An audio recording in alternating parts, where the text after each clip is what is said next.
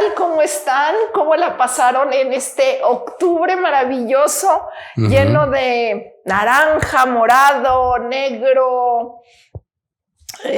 Calabazas ya. Calabazas Rico. que no son tradición nuestra, pero que a mí esa tradición me encanta. Sobre todo el famosísimo Halloween, porque a mí me encanta que los niños se disfracen. Claro. ¿Sí? Le platicaba a Francisco hace rato que el mejor disfraz que he visto en Facebook me encantó. Es un carrito con un barandal, como una cárcel, ¿sí? Y tiene las letras de Jurassic Park. Hay un adulto vestido de explorador, que lo jala, y adentro hay dos preciosos niños de 2 y 3 años disfrazados de dinosaurios. Me encantó. Me conmovió mucho. Y el mejor disfraz mexicano que he visto se lo vi a la hijita de Pili Cuenca, la doctora Pili Cuenca, una destacada psiquiatra, exalumna mía, que la disfrazaron de La Planchada. Wow. La planchada. ¿Qué es la planchada? ¿No nos explicas? La planchada es una historia, así como hay muchas historias que de terror en muchas partes. La planchada es una historia que surge del Hospital General de Salubridad de aquí, donde una enfermera conocida como La Planchada. ¿Y por qué viene el término La Planchada? Porque era destacada por su pulcritud en la época que los uniformes de medicina y de enfermería eran almidonados. ¿Sí? Entonces ella se distinguía por su pulcritud, por su forma de ser. Bueno, ella fallece en el Hospital General y a partir de eso surge la leyenda de que La Planchada se aparece en los corredores del Hospital General. Yo les recuerdo que el Hospital General de Salubridad de la Ciudad de México es tipo francés, es de un piso. Es rara la edificación de más de 2 pisos, está conectado por corredores con unos jardines maravillosos. Entonces, La Planchada se aparece en los pabellones para avisar que alguien va a fallecer. Esta misma historia se repite en un hospital, en el Civil de Guadalajara, donde también sabemos que La Planchada se aparece. Entonces, me pareció un disfraz de lo más lindo, regional, sí muy, muy mexicano. ¿Cómo les fue con esta tradición? Creo que es norteamericana, totalmente norteamericana, tal vez venga de Europa, pero sin duda arraigada, en Estados Unidos. Y un poco la historia y para venir a esta presentación llena de colores de otoño, quiero señalar que el Halloween es una tradición que viene de los celtas. Los celtas, que son estas personas que dieron paso de la edad de piedra a la Edad Media. ¿Sí? Estos celtas vivían en Europa, especialmente Francia, Inglaterra, los países escandinavos, etc. Y era el fin del verano para dar inicio al invierno. Entonces se hacían una serie de rituales para que fuera un invierno adecuado, próspero, etc. Y de ahí surge, se va a Estados Unidos, no sé mucho, y surge el famosísimo Halloween, que sabemos que hay ahora películas Halloween, Viernes 13, y todas tienen que ver con algo fantasmagórico, con algo de terror. A mí, en lo personal, me gusta mucho el Halloween de las calabacitas, de las brujitas, de los gatos. No me gustan esos que están así apuñalando, porque me parece que verdaderamente el festejo debe ser de niños. A mí me encantan los niños. Claro. Bueno, hasta James Bond vino aquí a México y se filmó en Halloween en el centro. Todo mundo, el desfile de los cientos y miles de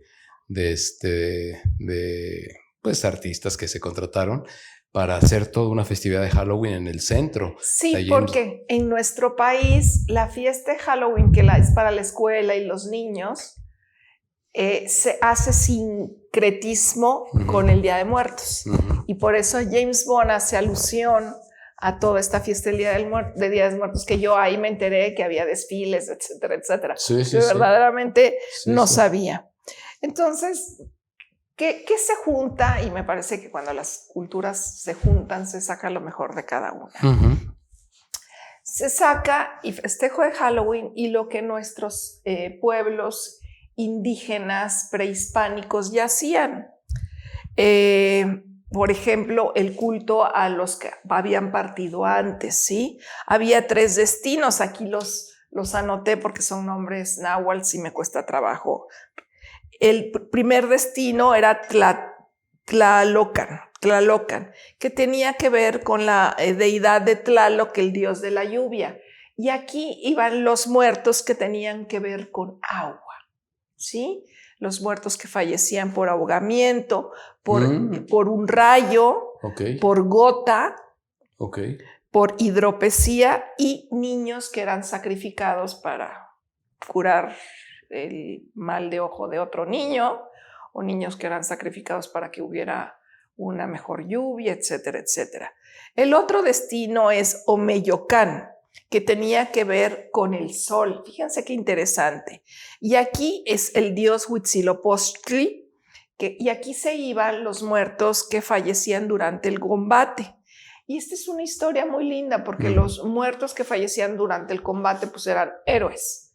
Y tiempo después de pasar ciertas transiciones, se convertían en aves muy lindas y de plumajes exóticos. Y esto es muy importante porque ahora platicar de esto y aterrizarlo a la realidad, vamos a decir, de esa época. Todo el simbolismo de los pueblos, entre comillas, primitivos, porque realmente seguimos igual de primitivos con guerras y matanzas, etc. Imagínate tú que tu padre de 28 años fallece en un acto heroico. Y tú estás recogiendo el maíz o adiestrándote, tú tienes apenas 10, 11 años, tu padre te concibió a los 14, 13 años, y de repente oyes el canto de un ave y dices, aquí está mi papá. Okay. ¿Sí? Y eso podría haber sido muy esperanzador para una familia. Seguro. O sea, todo este pensamiento mágico que lo seguimos teniendo. El tercer destino es Mictlán, que corrijo. Y estos eran los pacientes, no, las personas que morían de muerte natural. Y el cuarto es, lo voy a deletrear, Chichihuacuaco. Y aquí estaban destinados los niños que morían. Y estos eran como fase 1, fase 2, fase 3. Pasaban por diferentes recintos y también los acompañaba el famoso perro que todavía tenemos, el famoso Xolescuintle, ¿sí? Entonces, en eso, parte de los rituales de esta cultura tan rica que asombró a los españoles cuando llegaron, eran las ofrendas, que todavía las tenemos. Las ofrendas eran usadas, eran objetos usados por los difuntos, el tazón, el cuenco, la espada, la flecha, etcétera.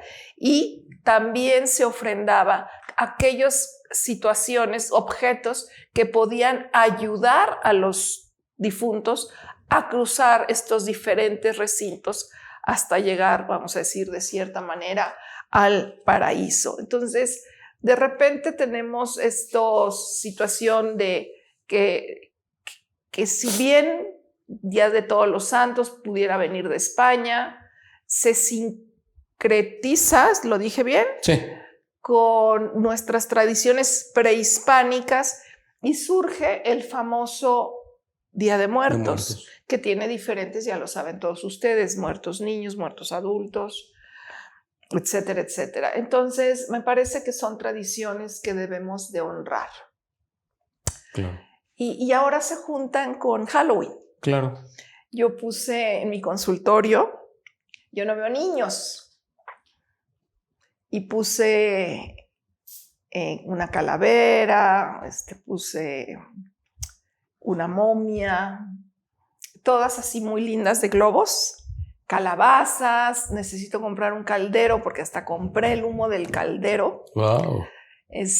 Para que los niños de mi compañera de consultorio pues estén contentos. Y es muy diferente ir a un consultorio de un psiquiatra que bueno, los niños me encanta oírlos porque les adorné el baño y oía uno que dijo, mamá, yo quiero un baño así, de que les encantó. Entonces, ¿cómo les fue con este otoño? Pues es un poco que se abre el otoño. Y esto nos da pie al doctor y a mí de hablar pues de la psicología y de la psiquiatría que tanto nos apasiona, de los duelos. Claro. Entonces ahora sí podría yo retirarme y dejar al doctor para que nos ilustre qué es un duelo. No, pues muchas gracias, doctora Irma, nos ilustraste. Digo, yo me quedé boquiabierto con tanta información que nos hiciste favor de compartir. ¡Qué bárbara! Y bueno, pues esto nos explica mucho esta tradición tan bella, tan arraigada en nuestro México tan querido, donde, bueno, uno podría pensar son tradiciones, es un pensamiento mágico que tenían los antiguos y que seguimos teniendo, pero todo este pensamiento mágico y estas tradiciones tienen un sentido, o sea, no es psicológico, no es nada más que, bueno, pues se nos ocurrió tener esta tradición de ofrendar a los muertos, a los que ya se nos adelantaron, algunas cosas, comida, objetos, rendirles homenaje, saludarlos, o estas ideas de que a lo mejor de repente aparecían, como bien dijiste, ¿no? En forma de algún pájaro con un plumaje bello. Y bueno, al final del día son cosas bellísimas nuestras tradiciones, pero hay algo terapéutico en el fondo de todo esto, independientemente de la parte estética, bella. Se dice que toda psicología individual está implícita en la psicología social. No puede haber una psicología individual si no hay una psicología social. No somos un hongo ahí que crecemos solitarios en la punta de la montaña. Todo esto social y bueno, pues todas estas creencias a muchos les da la posibilidad de cohesionar su yo, su self, dirían por ahí los técnicos, donde pues quién no hemos sufrido la pérdida de un ser querido y quién no quedamos dolidos profundamente, con una tristeza irreparable, con un dolor, un llanto, con un corazón ahí todo resquebrajado. ¿Quién no hemos experimentado alguna situación? ¿Quién no hemos conocido que ha experimentado esta situación? Y de alguna forma es parte de la vida, lo vamos a tener que estar experimentando. Pero estos recursos, digamos, ritualísticos, costumbristas, de este Halloween o de este Día de Muertos, nos da la oportunidad de asumir y pensar que estos muertos están muertos, pero no están muertos. O sea, están con nosotros de alguna manera, de alguna forma, pues no sé, manifestándose de una forma espiritual, si ustedes quieren. Hay mucha gente que me ha dicho, es que yo siento en la noche cuando me voy a dormir que mi papá me visita o que mi mamá está ahí vigilándome. O sea, tienen esa sensación, tienen esa creencia. Eso los ayuda a que este duelo no sea un duelo patológico, que no sea un duelo prolongado, que se estire como chicle, sino que vaya siendo paulatino y que vaya acomodándose de una forma, si se quiere, ritualística, social, antropológica, donde estas creencias nos ayudan a menguar ese gran dolor tan fuerte que experimentamos cuando un ser querido, y mientras más cercano y más querido, pues el dolor, tenemos el corazón a flor de piel. Pero mucho de estas tradiciones con este matiz religioso nos sirve como de terapia, nos sirve como de alivio. No se trata de amenguar totalmente, pero nos ayuda a tolerar la muerte de un ser querido. Por ejemplo, un padre cuyo hijo a corta edad falleció. Bueno, que por ahí se dice que no hay todavía nombre para denominar este fenómeno por desgracia, pues tan frecuente en algunos padres, ¿no? En algunas madres. Nosotros nos toca enterrar a nuestros padres o, por desgracia, en algunos casos, a nuestros hijos. No sabemos, algún tío, algún pariente, los abuelos. Pero todo tiene una connotación también de alivio. las creencias religiosas, cuando tienen un matiz espiritual, ayudan a la mente. Se ha descubierto que hay una zona del cerebro, por ahí hay un autor muy interesante que recién falleció hablando de muertos, que fue mi maestro y mi psicoanalista, el doctor Giuseppe Amara, H. Sí, lo has mencionado. Sí, él murió recientemente y me acuerdo que él decía, como buen psiquiatra, decía, hay una parte del cerebro donde se encuentra la espiritualidad. Esto es connatural con el ser humano. Entonces, la parte espiritual está ahí. Las religiones, vemos que pues, muchas de las religiones tienen un mensaje, si dejamos la parte política de lado, sino la parte espiritual, es un mensaje de mucha vida, es un mensaje de acogimiento, es un mensaje para tolerar la existencia. Decía mi maestro, doctor Giuseppe Amara, decía, ¿quién puede curar el mal del vivir? Entonces, bueno, pues... ¡Qué profundo! Sí. Entonces, hay veces que nos agarramos de algunas creencias, los que creemos un poco en esa parte científica que nos cobija por nuestras creencias, a veces es una manta que no nos alcanza a cubrir del todo. Siempre, perdón, siempre hay una parte espiritual que está ahí, ¿no? Y bueno, es una parte que tiene una función psicológica, social, personal y bueno, pues donde al final del día se vuelve un motivo de celebración, lejos de ser un motivo de nostalgia, de dolor, de tristeza, de melancolía, se puede transformar en otra cosa, ¿no? Como los jamaiquinos que hacen fiesta y están gritando en los tambores y hacen una procesión, se puede decir, pero con cantos, con tambores y bailando y bueno.